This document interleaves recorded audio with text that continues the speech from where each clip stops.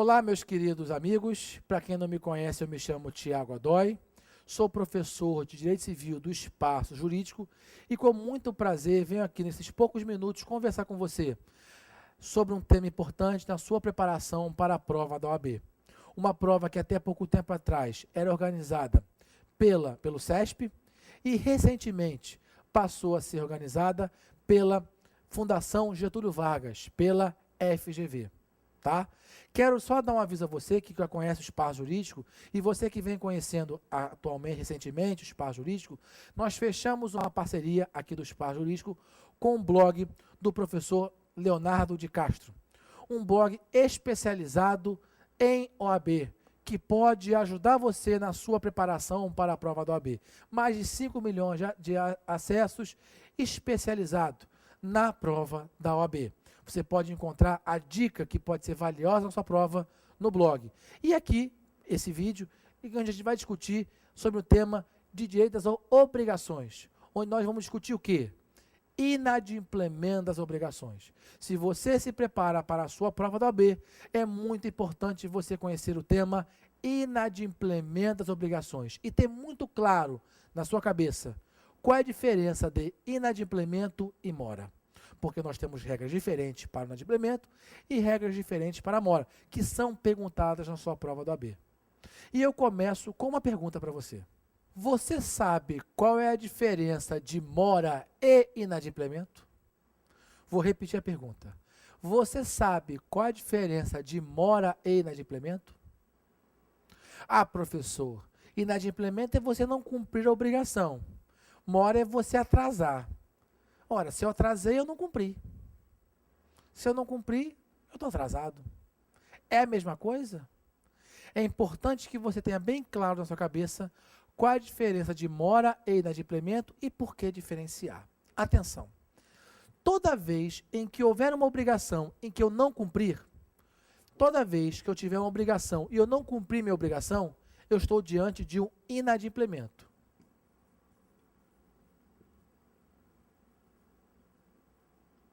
Adimplemento é você cumprir a prestação. Inadimplemento é você não cumprir a prestação. Então, inadimplemento, não cumprimento da obrigação. Agora, existem inadimplementos e inadimplementos. Nem todos os inadimplementos são iguais. Nós temos dois tipos de inadimplemento. Inadimplemento absoluto e inadimplemento relativo. Repito, existem inadimplementos e inadimplementos. Nem todos são iguais. Quer ver? Vamos imaginar que eu contrate você, um excelente cantor, famoso cantor, para cantar no meu casamento. No dia você não canta. Deu estrelite em você, ficou arrogante, ficou metido, vou não. Veja, você não cumpriu a obrigação. Inadimplemento? Inadimplemento. Quer ver outro caso? Você me deve 10 mil reais, tem que pagar hoje e não pagou. Inadimplemento. Existe uma diferença do primeiro caso para o segundo caso, casamento e dinheiro? Existe. No caso do casamento, você não cumpriu a obrigação.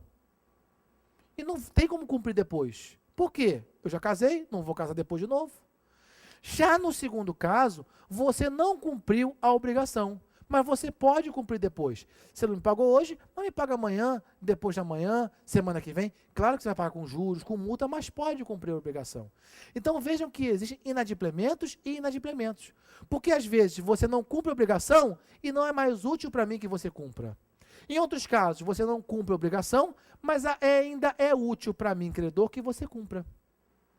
Então, inadimplemento, não cumprir a obrigação. Ele será absoluto quando você não cumpre e não é mais útil para mim que você cumpra. Será um inadimplemento relativo quando você não cumpre, mas ainda é útil para mim que você cumpra. Nós damos nomes diferentes se o inadimplemento for absoluto ou relativo. Quando o inadimplemento é absoluto, eu chamo simplesmente de inadimplemento.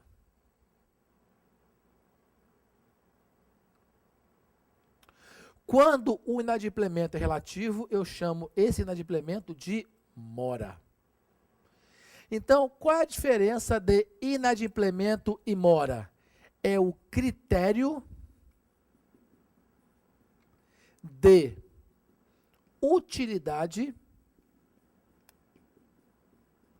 para o credor. Ou seja, se eu não cumprir a minha obrigação, e não é mais útil para o credor que eu cumpra, inadimplemento. Se eu não cumprir a obrigação, mas ainda é útil para você, credor, que eu cumpra, eu não chamo de inadimplemento, eu chamo de mora. Por isso que inadimplemento a gente fala em descumprimento e mora em atraso, porque você não cumpriu, mas pode cumprir depois. Por que criar essa diferença de inadimplemento e mora? Por quê? Pela consequência que se gera aqui.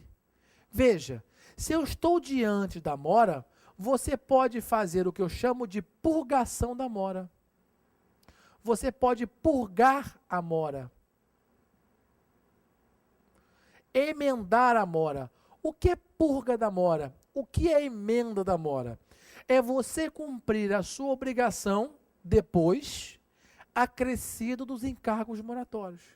Então veja, como na mora você não cumpriu sua prestação, mas ainda é útil para mim que você cumpra, cumpra depois, mas acrescido dos encargos moratórios. É isso que nós chamamos de purga da mora. E quais são os encargos moratórios? Como é que você purga a mora? Você purga a mora cumprindo a destempo,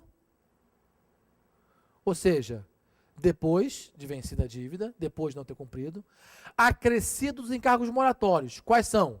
Correção monetária, sempre devido, só atualização do dinheiro.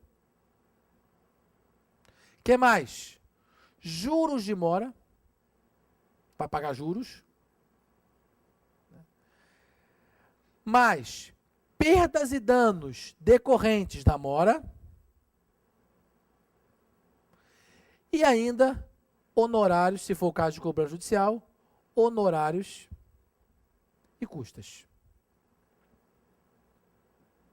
Então, você purga a mora cumprindo esse tempo, acrescido de correção monetária, juros de mora, perdas e danos decorrentes da mora e honorários e custas. E se o inadimplemento for absoluta? Você não tem como purgar a mora, você não tem como cumprir depois, não é mais útil para mim, então a única solução é perdas e danos. Então, inadimplemento absoluto, perdas e danos. Purgação de mora, eu posso preferir que você cumpra desse tempo, pagando os encargos moratórios. Um detalhe interessante, a grande dificuldade disso é que tanto no inadimplemento como na mora, você tem que pagar para mim perdas e danos. Como quantificar perdas e danos? É difícil provar não só que houve perdas e danos, como também a extensão das perdas e danos. E aqui o advogado, ele pode fazer uma advocacia preventiva, facilitar a minha vida de credor, colocando no contrato a chamada cláusula penal. Cláusula penal é uma multa, que é tratada como sendo uma pré-fixação de perdas e danos. Ou seja, essas perdas e danos que você me paga aqui, já está pré-fixada no contrato. E você já executa logo. Não tem que provar a extensão do dano.